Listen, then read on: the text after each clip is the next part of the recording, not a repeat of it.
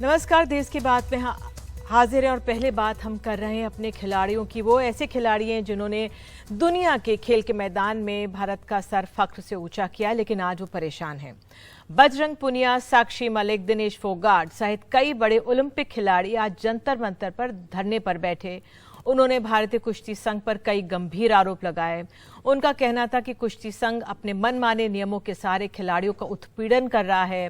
विनेश फोगाट ने तो कुश्ती संघ के अधिकारियों पर महिलाओं के साथ बुरे बर्ताव, यौन शोषण तक का आरोप लगाया। आइए सुनते हैं इन नेताओं को और फिर सफाई में क्या कह रहे हैं कुश्ती संघ के प्रमुख, वो भी सुनाएंगे।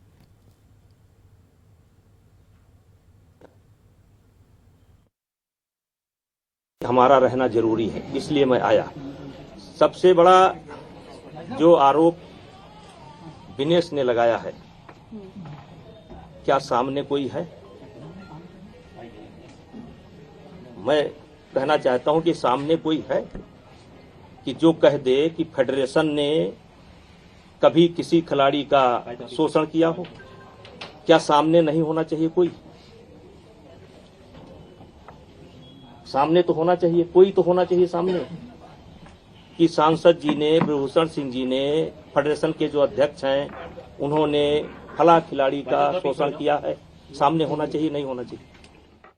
इन खिलाड़ियों ने जो कहा वो भी आपको सुनाने की कोशिश करेंगे, लेकिन हमारे सहयोगी डॉक्टर विमल मोहन हमारे साथ मौजूद हैं। ये पूरा मामला है क्या विमल? और जिस तरह से यौन शोषण के भी आरोप लगाए हैं वो बहुत गंभीर है अपने आप में। बहुत गंभीर है। और निधि, मुझे याद नहीं है कि पिछले 20 साल में इस तरह का कोई वाकया देखा हो, जबकि फेडरेशन के अध्यक्ष को खिलाड़ियों ने सीधे टेक ऑन किया। फेडरेशन और खिलाड़ियों को लेके हॉकी की हमने कई सारी स्टोरीज देखी है और कई बार बातचीत हुई है, लेकिन सीधे सीधे फेडरेशन के प्रेसिडेंट पे आरोप, और मतलब विनेश फोगाट ने जो आरोप लगाया है वो उनको, क्योंकि उन्होंने यौन शोषण का आरोप लगाया है और वो कह भी रही थी कि जिस हद तक जाना होगा जाएंगे, एफआईआर की बात होगी एफआईआर करेंगे, खिलाड़ी का नाम जरूर सामने आना चाहिए। अगर यहां तक बात पहुंची गई है तो जरूर, और अगर यौन शोषण वाकई हुआ है और इस तरह की बात है तो जरूर सामने आने चाहिए। लेकिन यह भी बात कहनी होगी कि विनेश फोगाट कोई छोटी मोटी खिलाड़ी नहीं। एशियन गेम्स में गोल्ड है उनका और लगभग ये ओलंपिक्स के गोल्ड के जैसा माना जाता है। और हर एक प्रतियोगिता में, ओलंपिक्स में भी टोक्यो में जब गई थी बहुत बड़ा विवाद हुआ था क्योंकि उनको फिजियो नहीं मिला था। उसके बाद उन्होंने आरोप लगाए थे और बाद में उनको फेडरेशन से आके माफी मांगनी पड़ी थी। लेकिन यह जरूर है कि दबी जुबान में खिलाड़ी कहते रहे हैं कि जो तानाशाही रवैया अब खुलकर सबके सामने आके कह रहे हैं। तो जो प्रेसिडेंट है कुश्ती संघ के अध्यक्ष जो है, उन्होंने कहा कि आरोप नहीं है, सामने कौन खिलाड़ी है। लेकिन मुझे नहीं लगता है कि जब खिलाड़ियों ने इतनी हिम्मत दिखाई और जंतर मंतर तक पहुंच गए, क्योंकि मैं आपको बताऊं, बजरंग पुनिया है, साक्षी मलिक है, ये दोनों ओलंपिक मेडलिस्ट है, अंशु है, सोनम है, ये सारी कई खिलाड़ी थे। ऐसी बात नहीं है कि कोई एक खिलाड़ी अचानक चला आया। काफी दिनों से आपस में बात हो रही थी। ये बात जरूर थी, कई बार खिलाड़ियों ने आरोप लगाया कि मान लीजिए किसी खिलाड़ी को, विनेश फोगाट को अगर जाना है, वो अपने फिजियो या अपने कोच को साथ ले जाना चाह रही वहां पे, लेकिन एक सर्टेन रूल बनाकर, और इसमें फेडरेशन की तरफ से भी कहीं ना कहीं गलती। याद होगा आपको निधि, मैं आपके साथ ही एक बार को एंकर कर रहा था नरसिंह 2016 में, नरसिंह और सुशील के मसले पर, और तब हमने ये सवाल उठाए थे कि आप जो कहते हैं वो रिटेन लॉ क्यों नहीं। उस समय उन्होंने फेडरेशन ने इसको टाल दिया। तो बहुत सारी वजह हैं, लेकिन जो सबसे अहम आरोप लगा है कि ऑटोक्रेसी है, तानाशाही रवैया है, खिलाड़ियों की बात नहीं सुनी जाती है। खिलाड़ी, और देखिए वक्त बहुत कम है, इस साल आपको एशियन गेम्स करना है, अगले साल ओलंपिक्स करना है। अगर खेलों के लिहाज से देखें, उस प्रिपरेशन के लिहाज से देखें तो 1-2 साल का वक्त बहुत कम होता है, क्योंकि 4 साल के साइकिल में आपका प्रिपरेशन शुरू हो जाता है। और अगर इस तरीके से अभी आप ये बहुत अहम बात कह रहे हैं, और अगर इस तरीके से खिलाड़ी आ रहे हैं विरोध में, जी बिल्कुल, ये आप बहुत अहम बात कह रहे हैं। मुझे कहा ये जा रहा है कि समय हमारे पास इतना है, लेकिन वाकई में अगर इतना मेंटल प्रेशर में जिस बात की और आप इशारा करें, अगर हमारे खिलाड़ी रहेंगे और तो कैसे वो अच्छा प्रदर्शन कर पाएंगे। और जब इस देश में अब इस समय खेलों को इतना प्रोत्साहन दिया जा रहा है तो मानना चाहिए हमें कि इस पर एक्शन जरूर होगा। आगे बढ़ने से पहले इन खिलाड़ियों ने क्या कहा है, आइए सुना देते हैं।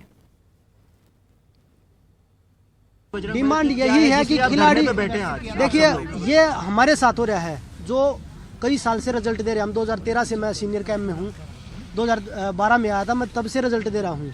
और विनय सर भी तब से हैं। तो आज तक हमने कोई ऐसा टूर्नामेंट नहीं किया हमने देश के लिए मेडल ना जीता हो। हमारी डिमांड जो है, हम वो उनको ये नहीं बोल रहे कि हमारा घर बना के दीजिए आप, या हमारे को अच्छी अच्छी गाड़ियाँ दीजिए। जो रेसलिंग के रिलेटेड होती है वही चीज़ें हम उनसे मांगते हैं, वो हमारी पूरी नहीं हो पाती। हर टूर्नामेंट हर एक महीने में रखा हुआ है और वो खेलना जरूरी है। अगर कोई बच्चा नहीं खेल पाता, क्योंकि सब अपने घर परिवार से इतना मतलब नहीं इन्वेस्ट कर सकते हैं, इतनी दूर दूर टूर्नामेंट होते हैं, और जो नहीं खेलने जाता कोई इंजरी की तरफ बैन कर देते हैं। मैंने खुद देखा फेडरेशन के बाहर छोटे छोटे बच्चे ऐसे बैठे हैं कि हमें माफी मिल जाए और हमें आगे खेलने का मौका मिले। मन करता है तो माफी मिलती है, मन नहीं करता है तो भगा दिया जाता है फेडरेशन से। फेडरेशन ने मेरे को कितना मेंटल टॉर्चर किया था, मैं किसको बताऊं। जब मैंने वो आर्टिकल लिखा था, काफी लोगों ने बोला कि ये एक कवर अप करने के लिए, कवर अप नहीं था वो एक रियल स्टोरी थी एक एथलीट की, और हर एक एथलीट को पता है कि हम किस दौर से गुजर रहे हैं।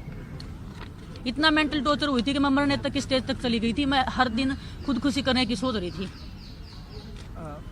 क्या मैं अगर मेरे को कुछ हो जाता, मेरी फैमिली क्या करती, मतलब मेरे बाद कौन जिम्मेदारी लेता है इस चीज की। और मैं आज भी बोल रही हूँ, अगर किसी भी खिलाड़ी को कुछ भी हो गया रेसलिंग में, तो प्रेसिडेंट, देश जो हमारे रेसलिंग प्रेसिडेंट है वो जिम्मेदार रहेंगे, हमारी फेडरेशन जिम्मेदार उस चीज की। नेशनल कैंप्स में जो कोचेज होते हैं, सभी कोच नहीं हैं उसमें, लेकिन कुछ कोचेज हैं जो फेडरेशन के खास हैं, जो खुद शोषण करते हैं, महिला कोचों के साथ में गलत व्यवहार करते हैं। उसकी मैंने आवाज उठाई है इस बार, और उसके बावजूद भी वही चीफ कोच नेशनल कैंप में लगाए गए हैं। हाँ जी, जी। एक आपने कोचेस की बात बोली, दूसरा और जी डिमांड, और वही कोचेस जो कैंप में लड़कियां होती हैं उनके साथ में बातचीत करवाते हैं लड़कियों की, शोषण करवाने के लिए ही। और अध्यक्ष जी ने खुद पता नहीं कितनी लड़कियों का शोषण किया है आज तक। तो बहुत ही गंभीर मामला ये बन गया है और इस पर हमारी नज़र लगातार बनी रहेगी। तो आइए देश की बात में आगे बढ़ते हैं और राजनीति के क्षेत्र से जुड़ी हुई खबर आपको तेलंगाना ले चलते हैं। तेलंगाना के खम्मम में भारत राष्ट्र समिति ने जो आज राष्ट्र पार्टी बनाने के अवसर पर उसने एक भव्य कार्यक्रम जनसभा का आयोजन किया। टीआरएस यानी तेलंगाना राष्ट्र समिति से बीआरएस भारत राष्ट्र समिति बनी और पार्टी को तेलंगाना के मुख्यमंत्री के चंद्रशेखर राव ने एक बड़े तरीके से आयोजन किया। इसमें अहम ये रहा कि कई विपक्ष के नेता मंच पर उपस्थित हुए। दिल्ली के मुख्यमंत्री अरविंद केजरीवाल, पंजाब के भगवंत मान, केरल के मुख्यमंत्री विजयन, उत्तर प्रदेश में समाजवादी पार्टी के प्रमुख अखिलेश यादव, सीपीआई के डी राजा, ये सब के चंद्रशेखर राव की हौसला अफजाई के लिए जुटे। आइए सुनते हैं इन नेताओं को।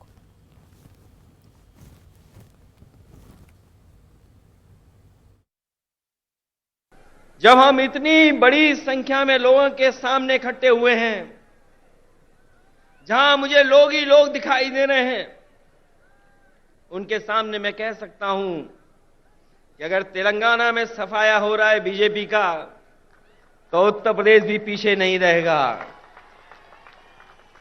आप अपने प्रदेश से हटाइए, यूपी से हम लोग मिलकर के उनको हटाने का काम करेंगे।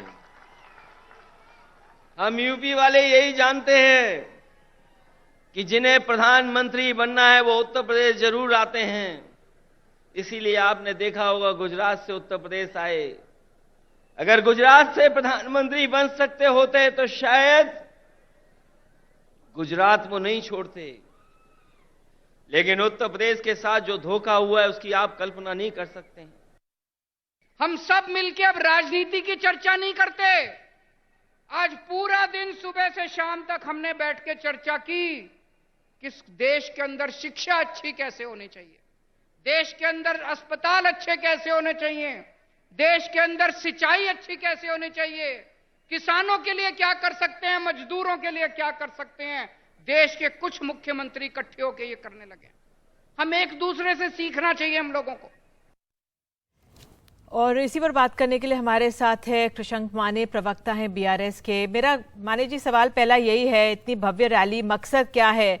दिल्ली, केरल, पंजाब तमाम मुख्यमंत्री शामिल हुए, समाजवादी पार्टी के प्रमुख भी वहां पे थे। निधि जी, अगर आप आज के जो खम्मम की सभा का उपन्यास अब तक जो हमारे 4 मुख्यमंत्री और एक उत्तर प्रदेश के विपक्ष नेता और सीपीआई के राजा जी, इन सारे नेता के अगर उपन्यास देखेंगे, सारे नेताओं ने मुद्दों पे बात की है। जो दो दल भाजपा और कांग्रेस है, आप अगर उनकी राजनीति देखेंगे तो एक के ऊपर एक दबाव करना या पब्लिक इश्यूज के अलावा कुछ और बात करना, ऐसी राजनीति हो रही है। पर किसान की या ऊर्जा की या युवा के बेरोजगारी की या पानी की, ये मुद्दों पे कोई बात नहीं कर रहा है।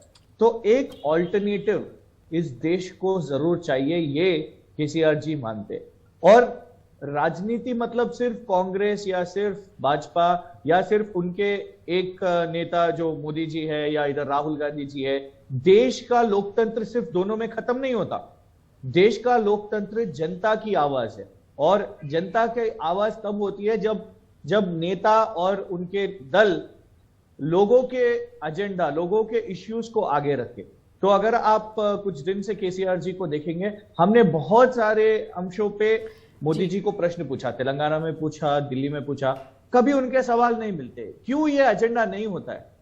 क्यों किसानों की एमएसपी की मांग, उसको पार्लियामेंट में लेजिस्लेशन करना, ये क्यों चर्चा नहीं होती है? ये क्यों एजेंडा नहीं होती?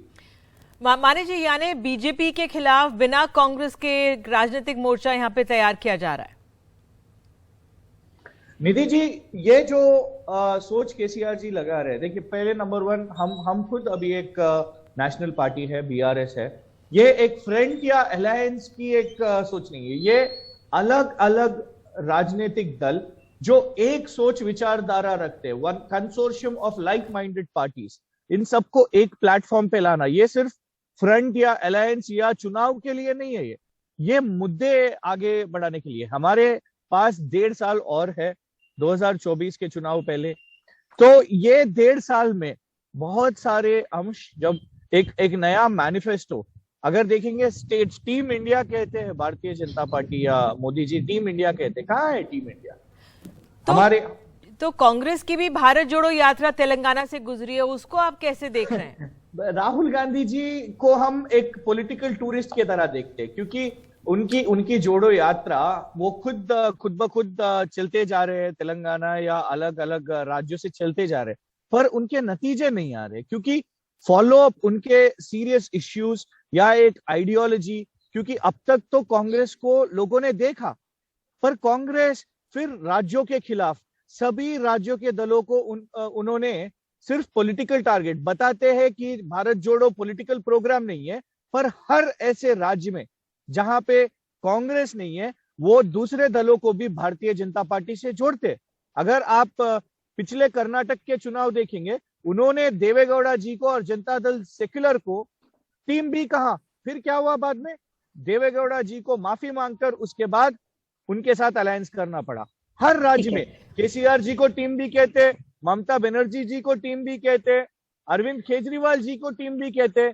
जितना भाजपा ये राजनीतिक दलों को इंसल्ट करती है, उसी तरह से राहुल गांधी जी।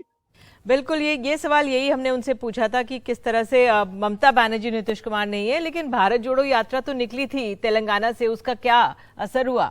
एक हम विश्वास देना चाहते हैं, ये प्रधानमंत्री की कुर्सी के लिए नहीं, ये किसी एक के पर्सनल इंटरेस्ट के लिए नहीं, ये देश के किसानों के लिए, देश के युवाओं के लिए, देश के अंशों के लिए, सारे इकट्ठे होकर, सारे राज्य के नेता देश की भविष्य के लिए, देश में एक नए सोच, विचार और एजेंडा के लिए सबको एक होना चाहिए। उसके लिए हम बिल्कुल केसीआर जी, केजरीवाल जी, विजयन जी, अखिलेश जी, सारे लोग, हम लोग मिलके इकट्ठे आने वाले दिनों में बिल्कुल आशा करते हैं कि नीतीश जी भी आएंगे, ममता जी भी आएंगे, क्योंकि वो उनकी लड़ाई भी एक ही है, उनकी लड़ाई भी राज्यों के लिए, देश के लिए, और भाजपा और कांग्रेस के खिलाफ है। तो हम देख रहे हैं कि एक और ये राजनीतिक मोर्चा तेलंगाना में बनाने की कोशिश हो रही है। और राहुल गांधी की बात करें तो हिमाचल प्रदेश आपको लिए चलते हैं, भारत जोड़ो यात्रा यहाँ पे पहुंची है, सुनते हैं क्या कहना है राहुल गांधी का। ये हिंसा का देश नहीं है, ये मोहब्बत का देश है। और आप सब नफरत के बाजार में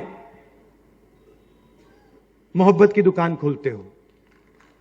अपने घरों में पड़ोसियों के साथ, सबके साथ आप प्यार से रहते हो, इज्जत से रहते हो, भाईचारे के साथ रहते हो। ये आपका इतिहास है, आपकी हिस्ट्री है, इस देश का धर्म है।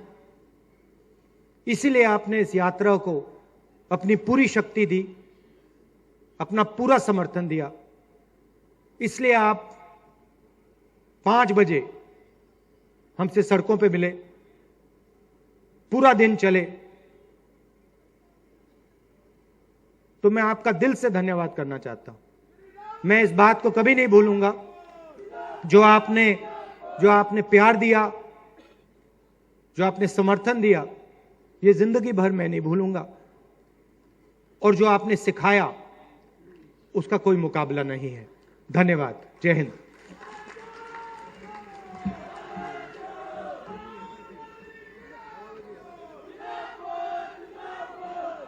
आदरणीय श्री राहुल गांधी जी का बहुत बहुत धन्यवाद, जिन्होंने अपना संदेश आपको सुनाया। तो इस समय आपको बता दें कि आगामी चुनावों के उत्तर पूर्व के 3 राज्यों के चुनावी तारीखों का ऐलान हो गया है। त्रिपुरा उसमें से एक राज्य है। वहां के मुख्यमंत्री मानिक साहा हमारे साथ जुड़ गए हैं। बहुत बहुत धन्यवाद मानिक साहा, एनडीटीवी इंडिया के साथ जुड़ने के लिए, समय देने के लिए। तो वो चुनाव की तारीख अब तय हो गई है। तैयारी कैसे देख रहे हैं? चुनौतियां कई हैं, कांग्रेस और लेफ्ट साथ आकर काफी बातें कह रहे हैं। हाँ, चुनाव तो हम लोग आते हैं जाते हैं हमेशा, लेकिन भारतीय जनता पार्टी आप जानते हैं 365 डेज ये काम करते हैं। हमेशा सेवाई संगठन, उस दिशा पर हम लोग आदरणीय प्रधानमंत्री जी का जो मार्गदर्शन है उस हिसाब से हम लोग काम करते हैं। अब कुछ दिन पहले आप देखें 5 जनवरी हम लोग का एक जन विश्वास यात्रा निकाले थे त्रिपुरा के 2 प्रांत से। एक है धर्मनगर, ये हो गया आपका नॉर्थ, और साउथ में साबरूम से। तो दोनों जगह से ही ये जो जन विश्वास यात्रा हम लोग रथ यात्रा स्टार्ट किए थे, उसमें आदरणीय गृह मंत्री जी आए थे, अमित शाह जी। तो वहाँ पर इस तरह इतना लोग इतना आए हैं वहाँ पर, मैंने आज तक हम कभी सोचे भी नहीं थे।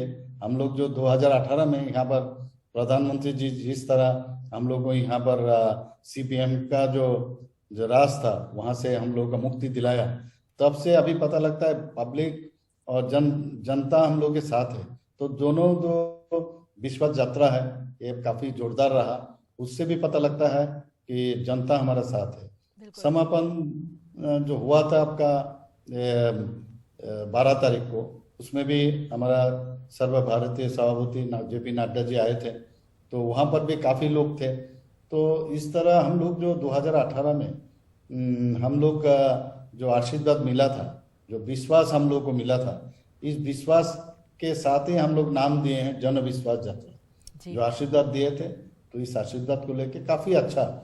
तो वैसे भी पहले से हम लोग ये इलेक्शन का कभी भी डिक्लेयर हो सकता था, इसीलिए हम लोग पहले से तैयारी में थे। जी साहब जी, जब बीजेपी आई थी, सत्ता संभाली थी, तो 25 साल का जो लेफ्ट का रूल था उसको समाप्त किया था। इस बार क्या चुनौतियां आपको अपने सामने दिख रही हैं? क्या आपके मन में जिनको एजेंडा है, टारगेट है जो हासिल करना है?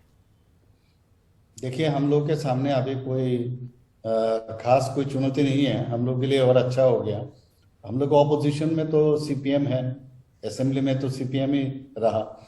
तो अभी ये लोग कांग्रेस के साथ एक अनहोली अलायंस किया है। ये लोग पहले हम लोग सुनते थे त्रिपुरा में इनका कुश्ती और दिल्ली में उनका दोस्ती, अब ये सरफेस में आ गया। तो इससे हम लोग के लिए एक फायदा हो गया, इसलिए क्योंकि ये कांग्रेस पहले यहाँ पर ऑपोजिशन में थे, और कांग्रेस लोगों को यहाँ पर इतना खून खराबा सीपीएम के टाइम में हुआ है, और एवरी पोस्ट इलेक्शन वायलेंस और प्री पोल वायलेंस इतना हुआ है यहाँ पर।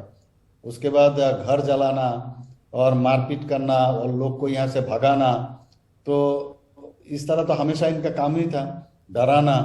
तो इससे क्या हुआ, अभी जो अलायंस हुआ तो किन लोगों से अलायंस हुआ, जिन लोगों को ये लोग किया है ये काम, तो अभी ये कैसे जा सकते हैं इन लोगों के पास। ये अलायंस जो किया है, ये हम लोग ये अलायंस ठीक किस तरह वो जस्टिफाई करेंगे उन लोगों के पास जाके। I am very doubtful that how they will justify. इसलिए हम लोग के लिए बहुत फायदे होगा। बिल्कुल सर, आपने जो पिछले साल जो उपचुनाव हुआ था बारदोवाली का सीट का, उसको जीता था आपने अपने आप में, तो आप रिप्लेस करके विप्लव देब को आपको मुख्यमंत्री बनाया गया था। तो आपका अपना ये जो कार्यकाल रहा, क्या आपको किस तरह से आप इसे देख रहे हैं, क्या सीखा और क्या और आपको आगे करना है? नहीं देखिए, काम का तो मैंने कोई इसका तो ये इन्फिनिटी है, उसका स्काई इज द लिमिट। तो लेकिन ये दायित्व है, मुख्यमंत्री है ठीक है, लेकिन दायित्व तो बहुत है। जब पार्टी का प्रेसिडेंट भी रहा मैंने, उसके बाद फिर मुझे बीच में राज्यसभा का सदस्य भी बने थे। तो जैसे जैसे पार्टी ने दायित्व देते हैं, प्रधानमंत्री नरेंद्र मोदी जी जिस तरह आशीर्वाद देते हैं उस तरह हम लोग उसको पालन करते हैं। तो अभी जैसे दिए हैं, दिन रात काम मेहनत कर रहे हैं और सबको लेके काम कर रहे हैं। हमारा जो सहयोग है और हमारा जो पुराना हमारा एक्स चीफ मिनिस्टर है, उनसे भी बात करता हूँ, सबसे बात करके हम लोग आगे बढ़ता हूँ।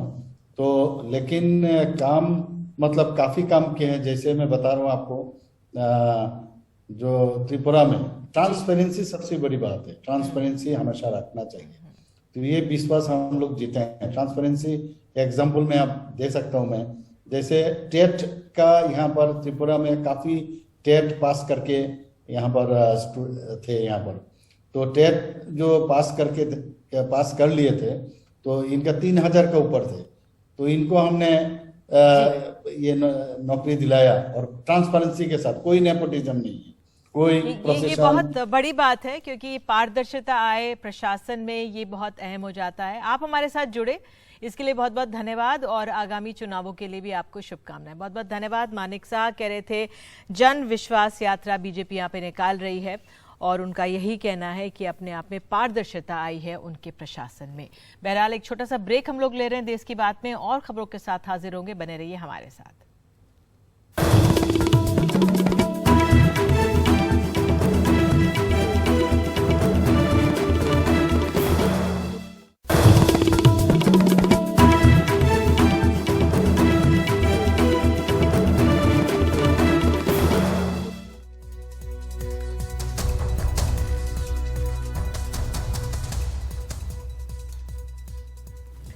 जम्मू कश्मीर के राजौरी में आतंकी हमलों के बाद सरकार ग्राम रक्षा समिति को फिर से खड़ा कर रही है। लोगों को हथियार चलाने की ट्रेनिंग दी जा रही है और हथियार भी दिए जा रहे हैं, लेकिन विपक्ष का कहना है कि ये एक खतरनाक कदम भी हो सकता है। राजौरी के डांगरी में जम्मू कश्मीर में लोगों को हथियार चलाना सिखाया जा रहा है। उन्हें आधुनिक हथियार भी दिए जा रहे हैं, लेकिन जम्मू कश्मीर के पूर्व मुख्यमंत्री फारूक अब्दुल्ला कहते हैं कि इन हथियारों का गलत इस्तेमाल हो सकता है। इन लोगों ने ये वेपन लेके अपने ही लोगों पे जुल्म करना शुरू किया था, बल्कि काफी जुल्म किया था उस वक्त। तो फिर हमें इस पे सोचना पड़ा, क्योंकि उन्हें अपने स्कोर सेटल करना शुरू कर दिया और मास्टर बन गए बंदूक लेके। मैं सरकार से कहूँगा, इस पे सोचिए, इसको देखिए। विलेज डिफेंस कमेटी 1990 के दशक में डोडा में तब बनाई गई थी जब इस इलाके की कानून व्यवस्था बिल्कुल चरमरा गई थी। तब भी इन वीडीसी के खिलाफ कई कंप्लेंट्स जो हैं वो सामने आई थी और कई थानों में लगभग 200 एफआईआर्स मर्डर, ड्रग्स और एक्सटॉर्शन की दर्ज की गई थी। हालांकि अब प्रशासन का कहना है कि दोबारा ऐसा ना हो, इसके लिए वो बहुत सारे कदम उठा रहे हैं। हालांकि डांगरी के लोग इस अंदेशे को गलत कह रहे हैं। उनका कहना है कि विपक्ष बस अपनी राजनीति कर रहा है। एक भी एफआईआर लॉज नहीं है इस गांव के ऊपर, और दुखित बात तो ये आ रही है, वो इस समय हमारे इन परिवारों के साथ होने चाहिए थे, वो साथ भी नहीं है। उल्टा वो ये बयानबाजी कर रहे हैं कि जो बीडीसी को एम्पावर किया जा रहा है, इसको एम्पावर ना किया जाए। जानकारी के मुताबिक केंद्र सरकार फिलहाल राजौरी और सांबा में लगभग 40 पूर्व सैन्य कर्मियों को हथियार दे चुकी है।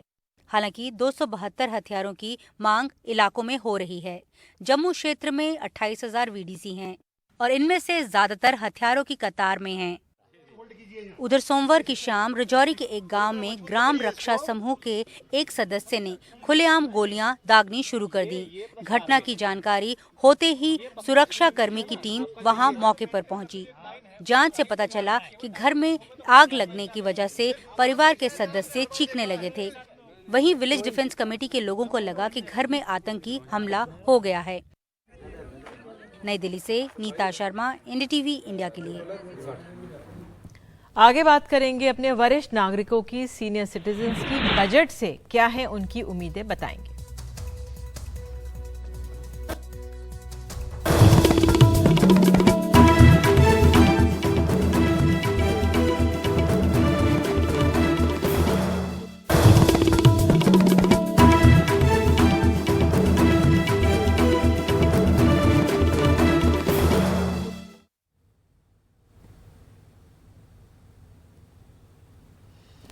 तो बुजुर्गों को रेल यात्रा में मिलने वाली रियायत अब तक बहाल नहीं हो पाई है। अब बजट से वरिष्ठ नागरिकों को उम्मीदें हैं। वित्त मंत्री निर्मला सीतारमण से गुजारिश है कि ट्रेन टिकट पर रियायत बहाल करके बुजुर्गों को राहत दें।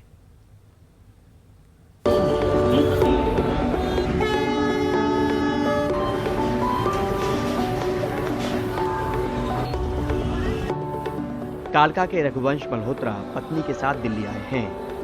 रिश्तेदार के यहाँ गुड़गांव जाना है। वित्त मंत्री से बजट में ट्रेन में बुजुर्गों के लिए रियायत बहाल करने की गुजारिश भी है और उम्मीदें भी। 10% डिस्काउंट मिलता था, उस राहत की बहुत गुंजाइश थी उसमें। जो पेंशनर हैं उनके लिए इतना खर्चा करना बड़ा मुश्किल है, और ये महंगाई के जमाने में इतनी बहुत बुरी महंगाई है, इतनी बुरी हालत है। 50% वाला मिलना चाहिए, 50% मिलना चाहिए। बुजुर्गों के लिए तो बहुत जरूरी है, तो सोचना चाहिए है जी, सोचना चाहिए, वित्त मंत्री को सोचना चाहिए बजट में। मैन बहादुर कहते हैं, काम तो जिंदगी भर कर लिया, उम्र के इस पड़ाव पर तो घूमना ही बचा है। प्राइवेट नौकरी में थे तो पेंशन नहीं, लिहाजा रियायत बहाल होने से घूमने के लिए परिवार के पैसे का सहारा नहीं लेना पड़ेगा। हाँ, कहीं जाना होगा तो आसान तो हो ही जाएगा। अब हमको आने जाना आना है कहीं घूमने के लिए, और क्या करना है, काम तो होगा नहीं। फरीदाबाद के रहने वाले राम कुमार गुप्ता की दलील तीर्थ यात्रा करने की है। टिकट पर छूट मिलेगी तो ज्यादा तीर्थ यात्रा करने में आसानी होगी। यात्रा करनी हो, कहीं जाना हो तो थोड़ा आदमी जल्दी सोच लेता है, अभी थोड़ा सोच के हिसाब लगाता है। कहीं आना जाना हो तो चल देता है तुरंत। बिहार के शीतल प्रसाद सिंह कहते हैं कि बीमारी और लाचारी भी इस उम्र में यात्रा की बड़ी वजह है। डॉक्टर को दिखाना हो या दवा की जरूरत हो, सबके लिए पैसा चाहिए, और महंगाई भला कहाँ कम है। सीनियर सिटीजन शौक से नहीं जाते हैं घूमने।